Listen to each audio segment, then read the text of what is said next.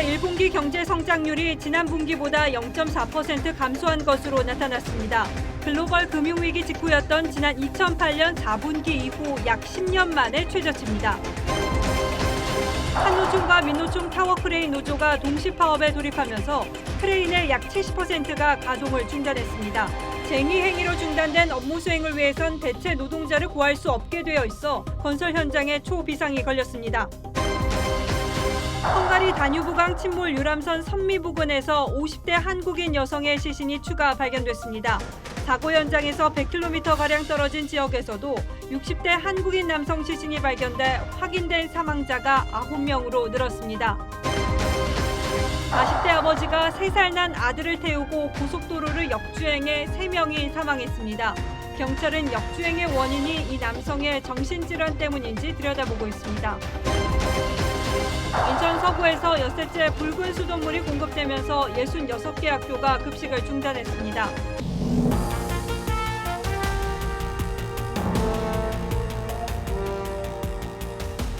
여러분 안녕하십니까? 뉴스9의 신동욱입니다. 경제 관련해서 좋은 소식을 전해드린 게 언젠지 잘 기억이 나지 않을 정도로 우리 경제가 끝없이 추락하고 있습니다. 오늘 나온 1분기 성장률이 마이너스 0.4%로 2008년 금융위기 이후 최악의 부진을 기록했습니다. 국민 소득도 줄었고 가계 처분 가능 소득이 줄면서 저축률도 하락했습니다. 이렇게 되면 올해 목표로 하고 있는 2.5% 성장률 달성이 사실상 어려워질 것이라는 전망이 나오고 있습니다. 이런 어려움이 다 정부 탓은 아니겠습니다만 청와대가 자꾸 잘 되고 있다고 하는 것이 문제라면 더 큰 문제라고 할 수 있을 것 같습니다. 먼저 최원희 기자가 보도합니다. 마이너스 0.4%. 지난해 4분기 대비 올해 1분기 경제 성장률입니다. 글로벌 금융위기 이후 10년 만에 가장 낮습니다. 한 달 전 속보치보다 더 떨어진 건데 수출과 투자, 소비가 생각보다 더 나빴기 때문입니다. 설비 투자가 가장 부진했고 수출과 건설 투자도 부진의 늪에 더 빠져들었습니다. 미중 무역 갈등이 좀 더 본격화되고 이런 상황들이 계속되면서 수출이 마이너스 증가를 지속함에 따라서 한은의 올해 성장률 전망치 2.5% 달성은 더 어려울 것으로 보입니다. 국민들 지갑도 얇아졌습니다.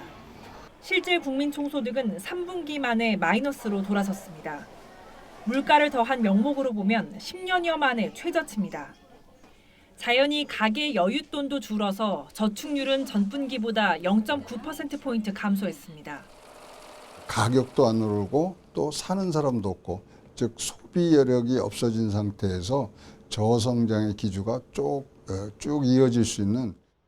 성장률도 부진하고 저물가 기조도 장기화되면서 이제는 우리 경제의 체온 자체가 식어가는 디플레이션 우려까지 커지고 있습니다. TV조선 최현입니다. 자, 이런 가운데 정부가 에너지 헌법이라고 불리는 에너지 기본 계획을 확정했는데 이것도 역시 걱정입니다. 오는 2040년까지 재생에너지 비중을 지금의 7.6%에서 35%까지 대폭 늘리겠다는 게 계획의 핵심입니다. 그리고 탈원전 기조도 분명히였습니다. 과연 이게 현실성이 있느냐, 그리고 이렇게 가면 국민 부담만 늘 거란 비판이 쏟아지고 있지만 정부는 귀를 닫고 있습니다. 임유진 기자가 취재했습니다. 공청회 때와 달라진 내용은 없었습니다. 정부는 태양광 등 신재생에너지 비중을 2040년까지 30에서 35%로 늘리겠다는 계획을 그대로 확정했습니다. 현재 7.6%에 불과한 비중을 5배 확대하겠다는 겁니다. 석탄과 원자력 발전은 줄이기로 했습니다. 원전의 경우 과거에는 비중을 줄이더라도 신규 건설은 어느 정도 허용했는데 이번엔 아예 탈원전 기조를 못 박았습니다.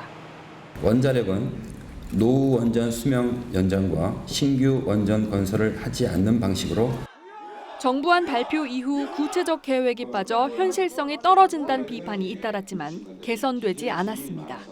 기본적으로 전력 생산을 충분히 할 수 없는 상황에 도달하게 될 수밖에 없는. 전력 수요를 전망치보다 18.6% 감축하겠다는 청사진도 결국 유지됐습니다. 강력한 에너지 수요 억제는 제조업에 부담이 될 수 있지만 뾰족한 대책은 제시되지 않은 상태입니다.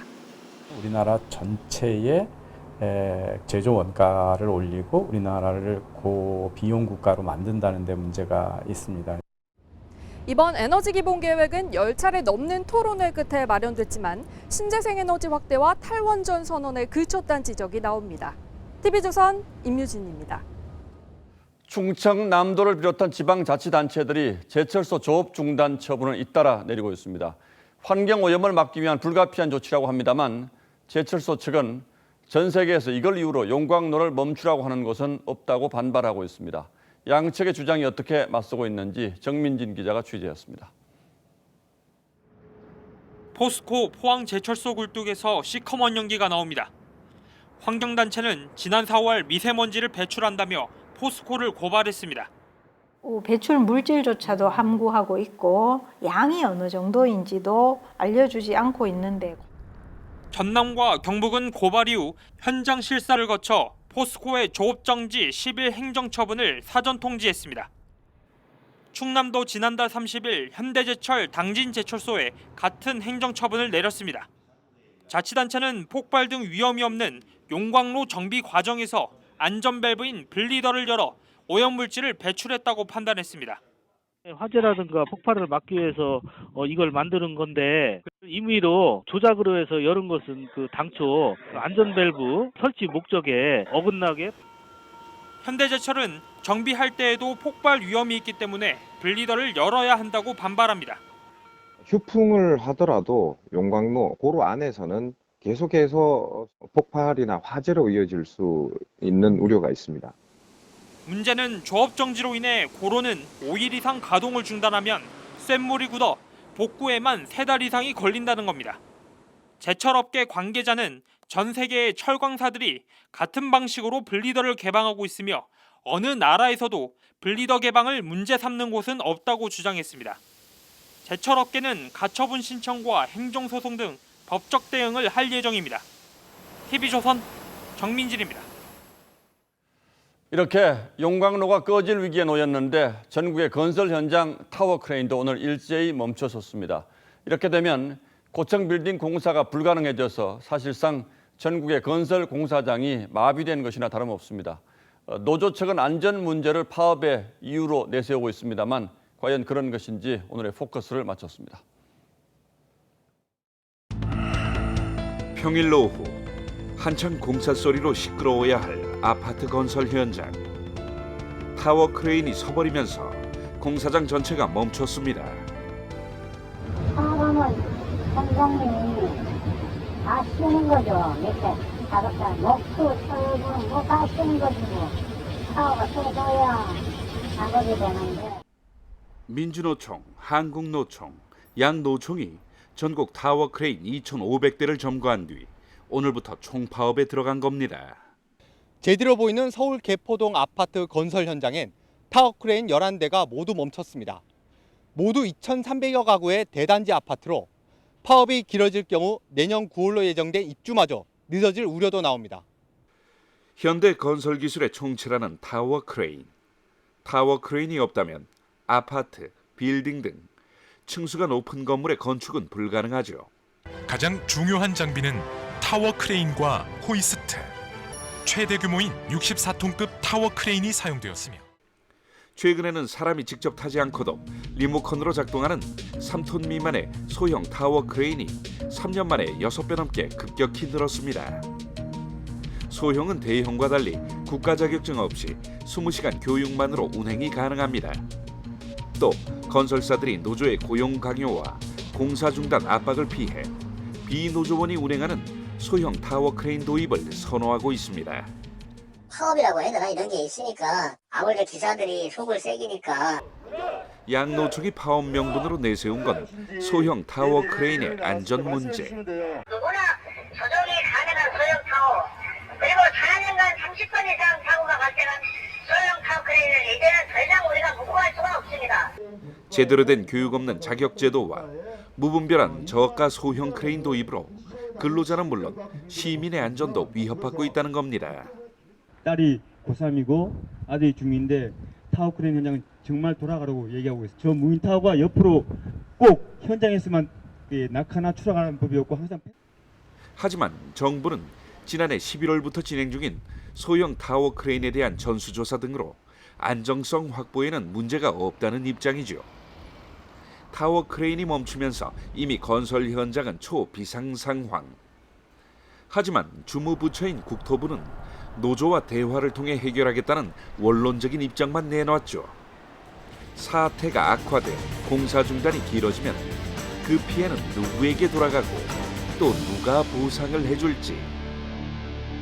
뉴스9 포커스였습니다. 예, 지금부터는 헝가리 유람선 사고 현장으로 가보겠습니다. 조금 전 50세 정도로 추정되는 아시아 남성의 시신이 추가로 발견됐다고 합니다. 그리고 앞서 발견된 60대 남성 그리고 50대 여성의 시신은 우리 관광객으로 최종 확인됐습니다. 현장에 취재 기자를 연결합니다. 자, 유혜림 기자, 시신이 또 발견됐다고요? 네, 조금 전 아시아인으로 추정되는 검은색 옷을 입은 50대 남성의 시신이 헝가리 군용 헬기에 의해 발견됐습니다. 이곳 사고 지점에서 남쪽으로 55km 떨어진 아도니아와 굴츠 사이 지점에서 발견돼 감식 작업에 들어갔습니다. 앞서 침몰 선체 주변에서 발견된 50대 여성은 한국인으로 확인됐습니다. 어제 사고 지점에서 130여 킬로미터 떨어진 곳에서 발견된 시신도 60대 남성 탑승객으로 확인됐습니다. 여성 희생자의 경우 헝가리 잠수부가 허블레아니호 좌측 선미에서 발견했고 이후 한국 잠수부가 1시간 넘게 작업해 수습하는 데 성공했습니다. 수습된 남녀 희생자의 지문 감식 결과 모두 실종자로 최종 확인됐습니다. 한국 시간으로 잠시 뒤 밤 10시 유족들이 병원을 찾아 육안으로 확인할 예정입니다. 예, 실종자가 잇따라 발견되면서 수색 성과의 기대가 이제 좀 큰 것 같은데 오늘 작업은 어땠고 또 앞으로 인양 작업 어떻게 진행이 될까요? 네, 이곳 시간으로 오전 8시 50분부터 잠수부들이 수중 수색 작업을 이어가고 있습니다. 어제 남성 희생자가 발견된 하르타 지역 일대 수색도 강화하고 있습니다. 어제 선체 주변에서 희생자가 발견되면서 선체 내부 수색도 거론됐지만 물속 시계가 여전히 나빠 진행되지 못했습니다. 인양 작업은 이르면 모레 목요일 오후 세체니 다리 후방에 위치한 대형 크레인이 도착하면 로프나 체인을 이용해 인양할 예정입니다. 한국과 헝가리 양측 잠수 요원은 인양 시작 전까지 수중 수색을 계속합니다. 부다페스트에서 TV조선 유혜림입니다. 예, 모레부터는 선체 인양이 시작될 거란 현지 소식을 전해드렸는데 헝가리 현지에서는 사고를 낸 크루즈선의 운항 과실을 지적하는 증언들이 잇따르고 있습니다. 헝가리 검찰도 이런 이유로 법원의 선장 보석 허가 조치를 받아들일 수 없다며 이의를 제기했습니다. 유지현 기자입니다. 부다페스트 여객선 협회는 바이킹 시긴호가 초월을 시도할 때 안전거리와 속도를 지키지 않았고 교신이나 경적으로 초월 의사를 전하는 절차도 무시했다고 밝혔습니다. 추돌 사고 직전까지 시긴호가 아무런 교신을 시도하지 않았다는 주장도 잇따르고 있습니다. Egy biztos, hogy mi folyamatosan figyeltük a megadott rádiócsatornákat, ami ugyanaz a rádiócsatornát használja mindenki ezen a szakaszon, illetve egy vészhelyzetét. 시긴호가 예정보다 1시간 늦게 운행을 시작해 도착 시간을 맞추려다 사고를 냈다는 주장도 제기됐습니다. 현재 선장은 수로교통 위반 혐의로 보석 조건부 영장이 발부돼 구금 상태로 조사를 받고 있습니다. 헝가리 검찰은 보석 조건 자체가 부당하다고 이의 제기를 했습니다. 법원이 이를 받아들이면 보석금 6천만 원에 재판기간 부다페스트 내 거주 등을 조건으로 단 보석 자체가 허용되지 않습니다. 우리 정부도 현지 당국에 보석 허가 취소를 요청했습니다. 가급적 선장이 구속된 상태에서 사고 원인 조사, 책임자 규명을 위해서 필요하다고 판단을 하고 있고 선장은 무죄를 주장하면서 보석을 신청한 상태입니다. TV조선 유지현입니다. 헝가리 시민들도 우리 못지않게 이번 사고를 가슴 아파하고 있습니다. 사고가 난 다뉴브강의 다리 위에 수백 명이 모여 한국말로 아리랑을 불러서 희생자의 넋을 위로하기도 했습니다. 김지수 기자가 취재했습니다. 머르기트 다리에 모여든 헝가리 시민 수백 명. 웅성거리던 이들은 누군가의 선창에 따라 노래를 부르기 시작합니다.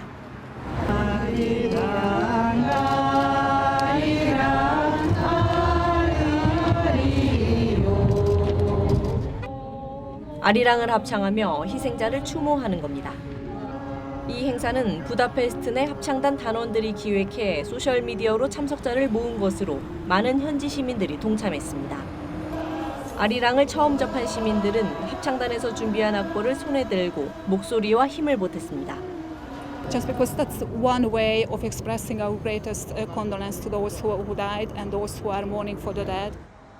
발음은 서툴러도 슬퍼하는 마음은 국경과 민족을 뛰어넘어 공감을 자아냈습니다. 참가자들은 눈물을 흘리며 서로를 끌어안기도 했습니다.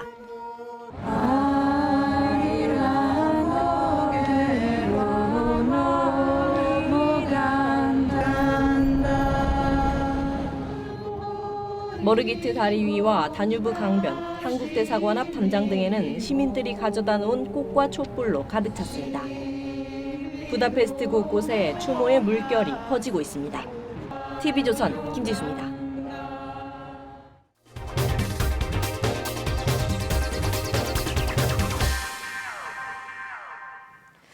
검찰이 건설업자로부터 억대의 뇌물을 받은 혐의로 김학의 전 법무부 차관을 재판에 넘기며 수사를 마무리했습니다.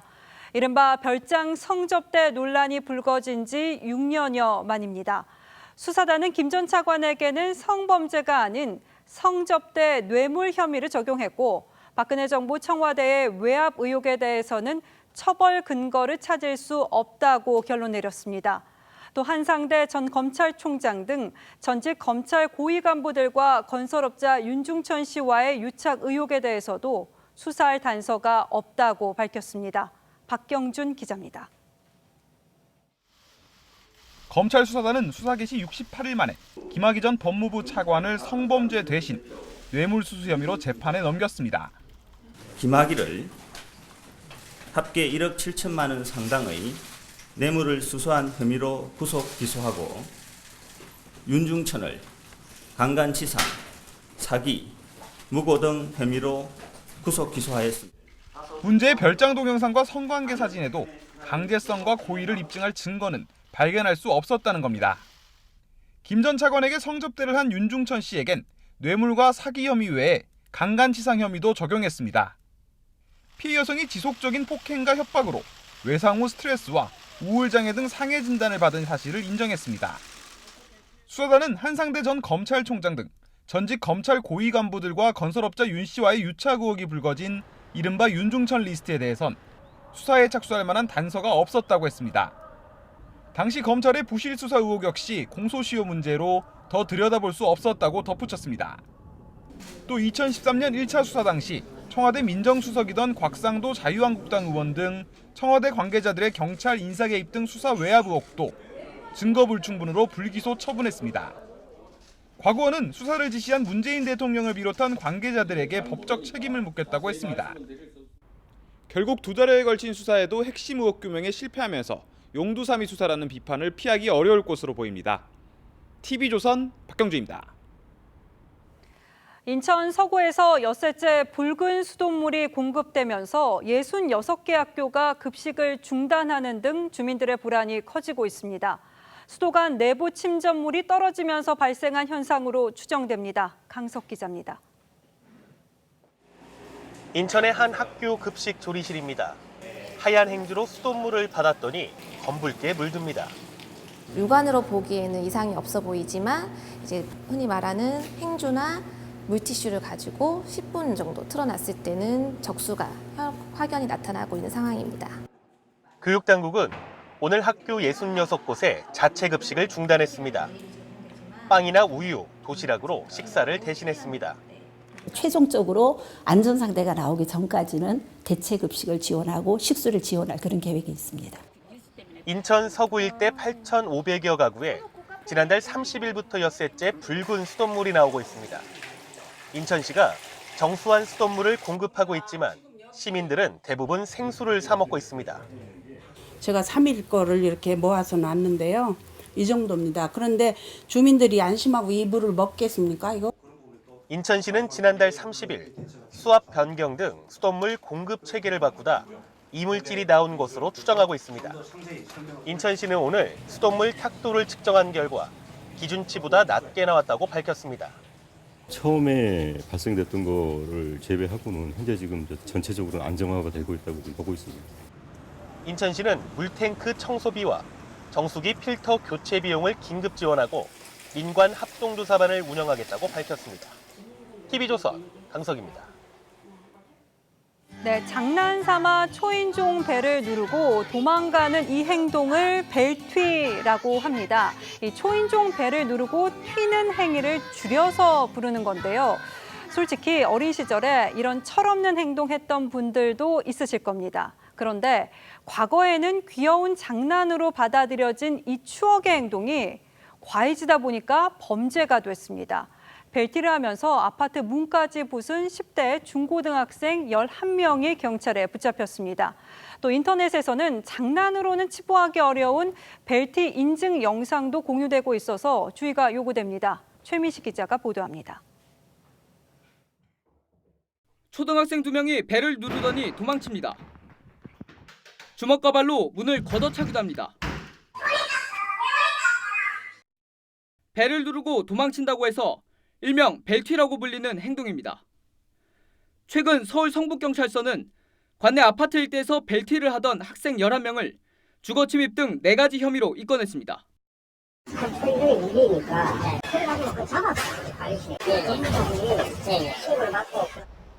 많게는 9명까지 몰려다녔는데 도망갈 시간을 벌기 위해 문을 잡고 놓질 않거나 아파트 보안 출입문과 현관문을 걷어차 고장내기도 했습니다.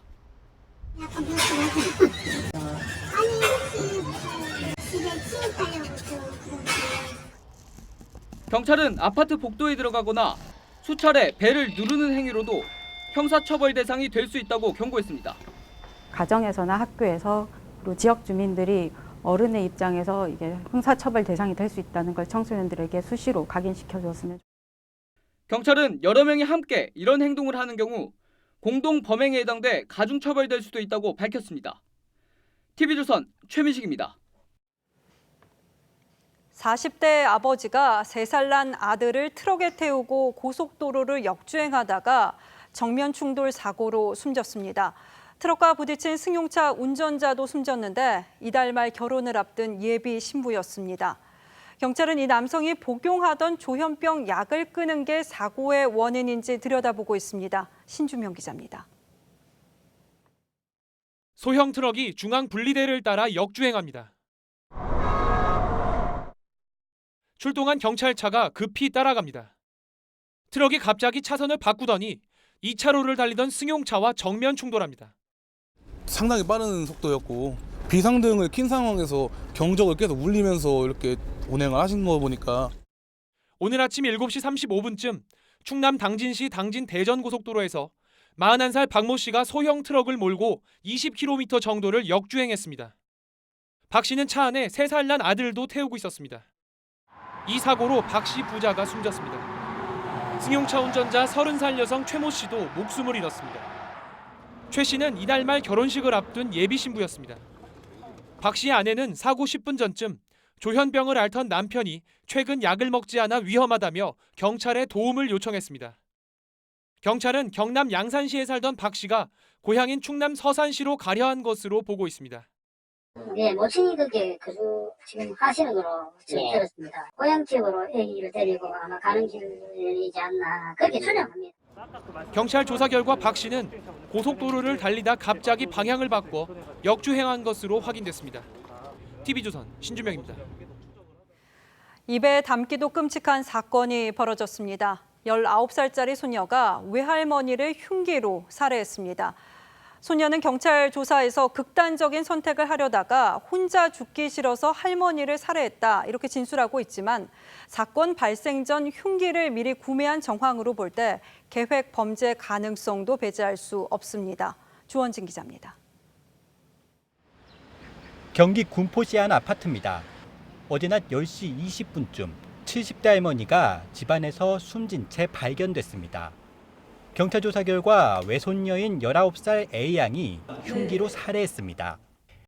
뭐가 깨지는 그런 소리, 물건 뭐 그렇게 하는 소리. 퉁탕퉁탕 소리가 들렸는데 그냥 넘겼는데 아침에 보니까. 경찰은 집안에서 A양이 함께 죽겠다고 쓴 글을 발견했습니다. 경찰은 CCTV를 분석해 A양을 추적했습니다. A양은 10시간 가까이 거리를 배회하다 이곳에서 경찰에게 붙잡혔습니다. A양은 경찰 조사에서 극단적 선택을 하려다 혼자 죽기 싫어 할머니를 살해했다고 진술했습니다. 자기가 이경련이 있어서 좀 많이 병원 다니고 힘들다고 아파서 죽고 싶다고 이야기를 하더라고요. 근데. 경찰은 A양이 극단적인 선택을 시도한 흔적은 찾지 못했습니다.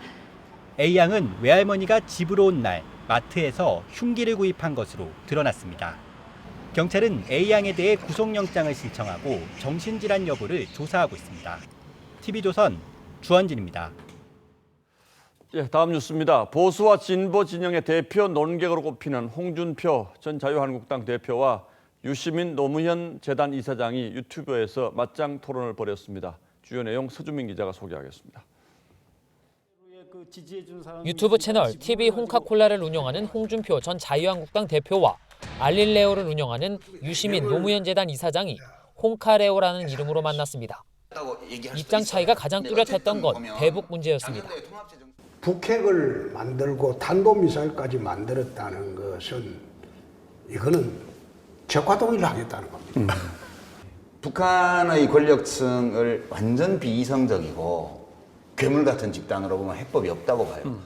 경제 상황을 바라보는 시각도 달랐습니다. 막 경제가 다 망했다는 식으로 이렇게 얘기하는 거는 저는 사안을 있는 그대로 안 보는 얘기라고 봐요. 유 장관이나 문재인 대통령 인식이 그렇다면 내년 선거는 우리가 걱정할 필요가 전혀 없다. 홍 전 대표는 문재인 대통령이 정치 보복을 하고 있다고 비판했고 유 이사장은 황교안 대표의 리더십을 문제 삼았습니다. 지금 문 대통령도 내가 걱정이 되는데 저 태무에 안전하겠나? 재집권 못하면 저 안전하겠나? 지금 야권의 리더십과 관련해서 약간 저는 저렇게 가서 되나? 대선 출마 여부에 대해선 홍 전 대표는 자신을 불펜 투수로 칭하며 가능성을 열어뒀지만 유 이사장은 그런 일은 없다고 못 박았습니다. TV조선 서주민입니다. 얼마 전 자유한국당 황교안 대표가 문재인 대통령과의 1대1 회동을 제안한 데 대해서 청와대가 여야 5당 대표들과 만난 뒤에 황교안 대표와 1대1로 다시 대화할 의향이 있다고 밝혔습니다. 그런데 그 말을 전한 손학규 바른미래당 대표가 좀 다른 얘기를 해서 또 논란이 일었습니다. 보도에 최지원 기자입니다. 어제는 정무수석이 저를 방문해서 대통령과 4당 그 대표의 회담을 제의를 했습니다. 제가 거부했습니다. 손학규 바른미래당 대표가 청와대가 자유한국당을 뺀 4당 대표 회담을 제안했다고 폭로하자 청와대가 즉각 5당 대표 회담과 함께 황교안 대표에게는 문재인 대통령과의 1대1 회동을 제안했다는 사실을 뒤늦게 공개했습니다. 강기정 정무수석은 손 대표에게 황 대표가 불참하면 어떻게 할 건지 물었을 뿐 4당 대표 회동 추진은 아니라고 했습니다. 황 대표는 교섭단체 3당 대표 회동과 1대1 회동은 수용하겠다고 역제안했습니다. 여러 당에서 대표들이 모여가지고 한마디씩 하고 한마디 더 거두는 이런 회담은 의미가 있을 수 없습니다. 다당이라고 하면 의미 있는 다당은 교섭단체 아니겠습니까? 한국당은 법력권인 민주평화당과 정의당까지 참여할 경우 대북 지원 등에 대한 입장이 한쪽으로 쏠릴 수 있다는 점을 우려하는 것으로 전해집니다. 청와대는 북유럽 순방 이전인 오는 7일에 만남이 성사되길 희망했습니다. 더불어민주당은 패스트트랙 합의 처리 노력이란 문구 대신 합의 처리 원칙을 합의문에 쓸 수 있다며 국회 정상화 협상에서 한 발 물러섰습니다. TV조선 최지원입니다. 바른미래당이 노인 폄훼 발언으로 논란을 일으킨 하태경 최고위원 징계를 두고 또 공개 충돌했습니다.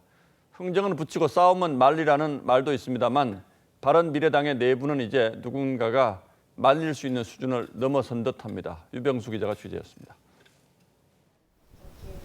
회의 시작과 동시에 당 지도부와 바른정당계는 하태경 최고위원 징계와 이찬열 의원 징계 면제를 놓고 난타전을 벌였습니다. 단호하고 가혹하게 일벌 뵙게 해야 한다고 생각합니다. 근데 우리 이찬일 의원님은 사과하신 적이 없어요. 지금도 사과 안 하시잖아요. 징계를 담당하는 송태호 윤리위원장의 자격을 놓고서는 험한 말들이 등장했습니다. 손학규 대통령 만들기 사조직이라고 불리는 곳에 우두머리라는 거 최고위원회 얘기 안 하고 데려오셨습니다. 말을 제대로 해요 좀. 제대로 잘했습니다. 말하면 나가는가. 동아시아 미래포럼의 아닙니다. 모든 운영이 손학규 대표님의 사조직에 의해서 중요 부분이 점령돼 가지고 윤리위원장도 아니면 그때 얘기해야지 왜 이제서 얘기들 하냐고. 한 달 반 전 일인 패스트트랙 사보임을 놓고도 언성을 높였습니다. 지금 바른미래당 의총입니다. 내용도 모르고. 내용을 뭘 모르기는 모릅니까? 말 못하고. 자, 그러면 제대로 배워야지. 회의 내내 양측이 신경전을 벌이면서 당의 진로를 결정할 당혁신위원회 논의는 또 불발됐습니다. TV조선 유병수입니다. 작년만 폐업한 치킨집이 8,000개가 넘는다는 소식 바로 어제 전해드렸는데 이런 분들은 가게 문을 닫게 되면 곧바로 실업자가 되지만 대부분 고용보험에 가입돼 있지 않아서 실업급여를 받지 못합니다. 당장 먹고 살 일이 막막하다는 뜻이기도 하죠. 그래서 정부가 이러면 내년 하반기부터 실업급여를 받지 못하는, 즉 고용보험의 사각지대에 놓인 사람들을 위해서 구직수당이라는 걸 지급하기로 했습니다. 한 달에 50만 원씩 최대 6개월간 지급합니다. 최수용 기자가 보도합니다. 폐업한 식당에 새 주인을 찾는다는 플래카드가 걸려 있습니다. 통계청에 따르면 경기 불황과 가파른 최저임금 상승 등으로 지난해 자영업자 10명 가운데 1명 이상이 폐업했습니다. 폐업한 영세 자영업자들은 당장 생계가 걱정이지만 대부분 고용보험에 가입하지 않아 실업급여를 받지 못합니다. 고용보험 사각지대에 놓인 취업자는 임시직과 택배기사 같은 특수 형태 근로자 등 1,200만 명이 넘습니다. 정부와 여당은 이들이 실업 상태에 놓이면 매달 50만 원씩 최장 6개월간 구직수당을 지원하기로 했습니다. 저소득층, 영세 자영업자 등의 취업 지원 서비스와 소득 지원을 제공하는 고용 안전망을 새롭게 구축하기로. 지원 대상은 만 18세부터 64세 구직자 가운데 취업 경험이 있는 중위소득 50% 이하의 저소득층입니다.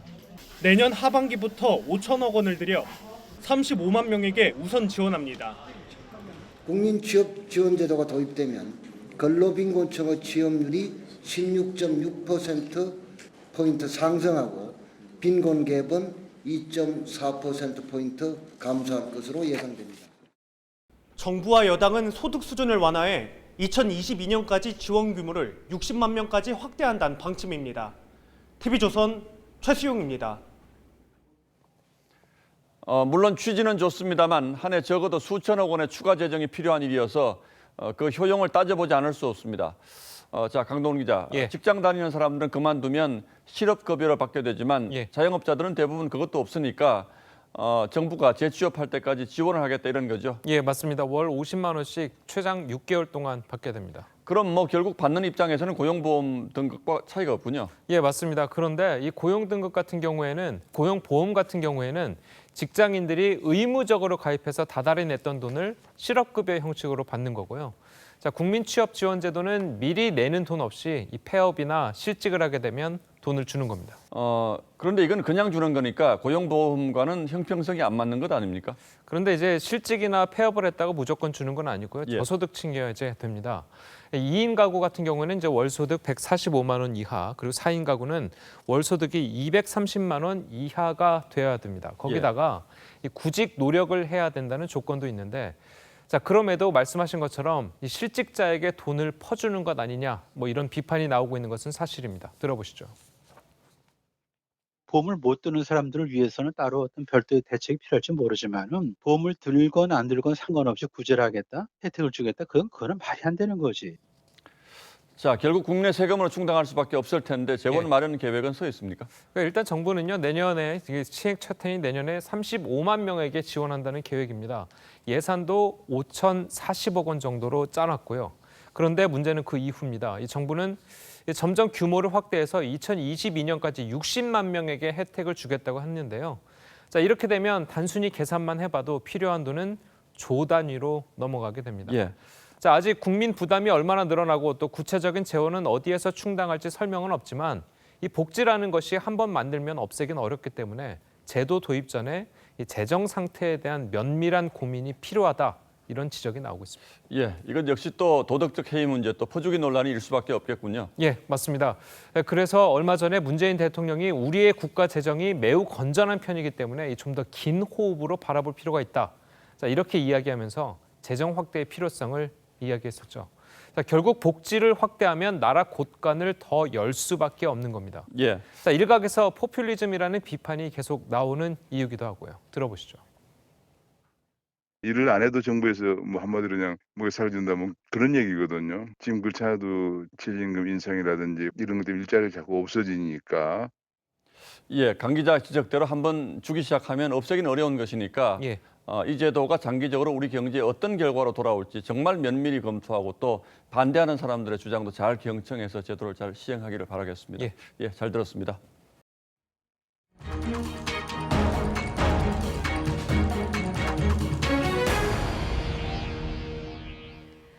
근신설, 건강 이상설이 돌던 김정은 위원장의 여동생 김여정 제1부부장이 50여일 만에 모습을 드러냈습니다. 어제는 숙청설이 돌던 김영철 부위원장을 공개하고 오늘은 김여정을 등장시킨 북한의 의도는 뭘까요? 백대호 기자입니다. 북한 김정은 위원장이 어제 대집단 체조 개막 공연이 끝나자 군중들에게 손을 흔듭니다.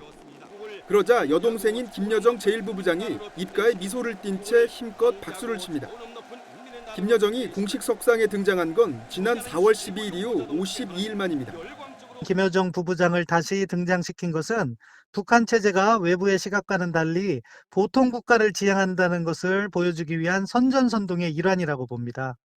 김여정은 고위 수행자 15명 가운데 10번째로 호명됐지만 앉은 자리는 리수용 당 부위원장보다 상석인 리설주 바로 옆자리였습니다. 북한의 실질 서열 2위로 꼽히는 최룡해 당 부위원장이 지난해 앉았던 바로 그 자리입니다.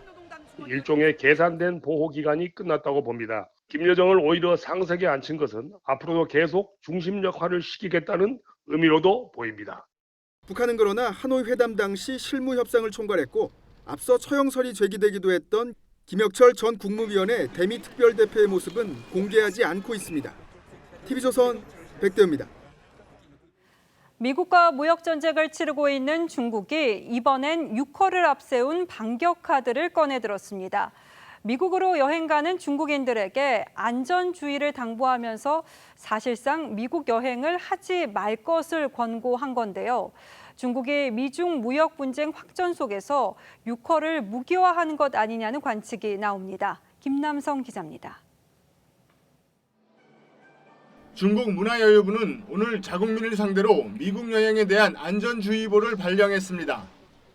문화여유부는 최근 미국에서 총격, 절도 사건이 빈발하고 있다며 미국을 여행하는 중국인들이 올해 말까지 안전 예방의식을 가져야 한다고 경고했습니다.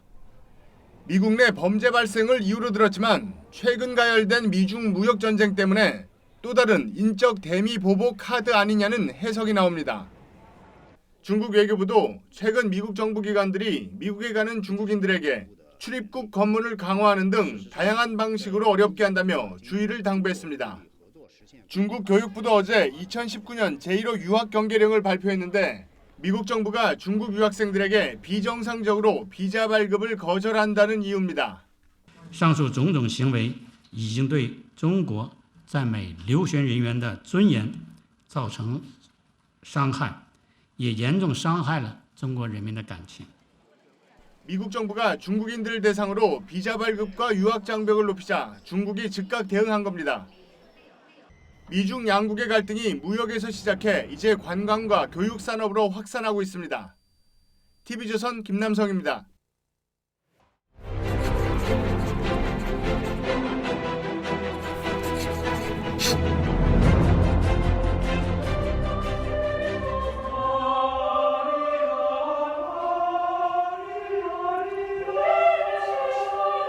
헝가리의 대표 민요 아름다운 고향을 떠나며의 우리 아리랑이 어우러진 합창곡입니다. 지난 2014년 한헝가리 수교 25주년을 기념해서 양국에서 공연됐죠. 두 민요가 애달픈 곡조와 가사, 거기에 밴 민족의 슬픔과 고통까지 놀랍게 닮아 있습니다. 노래만이 아닙니다. 헝가리 사람들은 매운 음식도 아주 즐겨 먹습니다. 이 국민 수프는 우리 매운탕과 아주 비슷하고 잉어 스튜도 하도 매워서 한국인도 잘 못 먹을 정도라고 합니다. 헝가리어로 아버지는 어버지, 아빠는 오빠, 엄마는 어녀입니다. 그리고 이렇게 아이를 등에 업고 가는 것도 우리랑 아주 닮았죠. 중앙아시아 유목 기마민족 마자르족이 세운 나라여서 그럴 겁니다. 외세 숱하게 짓밟히면서도 마자르인 단일민족 국가를 지켜온 헝가리 사람들은 아시아의 핏줄을 자랑스러워합니다. 나라 이름의 앞부분 이 훈부트가 중앙아시아 유목민족 훈족에서 유래했다고 합니다. 어제 저녁 부다페스트 다뉴브 강에 아리랑이 울려 퍼졌습니다. 유람선이 침몰한 곳 바로 위 다리에 헝가리 시민 수백 명이 모여서 아리랑을 합창하며 진심으로 슬퍼했습니다. 감정이 북받쳐 눈물을 흘리거나 서로를 끌어안기도 했습니다. 다뉴브 강변과 우리 대사관 담장에도 촛불, 국화, 편지를 바치는 발길이 끊이지 않고 있습니다. 한국 무용을 배우고 있다는 이 여인은 하얀 한복 차림으로 참배하기도 했습니다. 흰 한복이 슬픔을 상징하는 것을 잘 안다며 한국인들에게 정말 미안하다고 했습니다. 헝가리 시민의 진심 어린 애도와 추모에는 한국인을 친근하게 여기는 마음이 실려 있습니다. 더 나아가 이 위로가 묵직하게 와닿는 것은 남의 비극을 자기 일처럼 공감하고 배려하고 함께하는 보편적 사랑이 깃들어 있기 때문입니다. 대사관 담장에 붙은 기도문에는 서툰 한글로 이렇게 쓰여 있습니다. 너의 영혼은 평화를 찾을 거야. 우리 슬픈 노래 아리랑과 함께 건넨 부다페스트의 위로를 오래도록 잊지 못할 것입니다. 6월 4일 앵커의 시선은 다뉴브의 아리랑이었습니다. 영남, 전남 일부는 폭염주의보가 내려졌습니다. 대구는 오늘 34.3도까지 올랐는데요. 내일도 경북 지역을 중심으로 폭염이 이어집니다.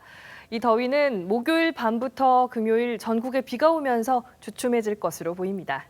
내일은 부산, 울산 지역으로 미세먼지 나쁨 단계 예상이 되는데요. 이 부근의 지역은 오전에 농도가 꽤 오를 가능성이 높습니다. 또 서해안에는 새벽에 안개가 짙게 끼겠고요. 이슬비도 조금 내릴 것으로 보입니다. 경기 북부와 강원 영서 북부도 새벽부터 오전 사이 빗방울이 조금 떨어질 수 있고요. 내일 오전부터는 날이 차차 맑아지겠습니다. 내일 아침 최저기온 보시면 곳곳이 17도 내외로 시작을 하는데요. 서울 18도, 청주 19도, 부산 20도로 시작을 하겠습니다. 낮 최고 기온은 남부 지역이 33도에서 34도 선까지 올라 크게 덥겠습니다. 서울은 29도 예상되고 있습니다. 비가 오기 전인 모레 오후까지는 30도 내외의 꽤 더운 날씨가 이어지고요. 주말에는 맑은 하늘이 예상되고 크게 덥진 않겠습니다. 날씨였습니다. 화요일 뉴스9 마치겠습니다. 네, 시청해주신 여러분 고맙습니다.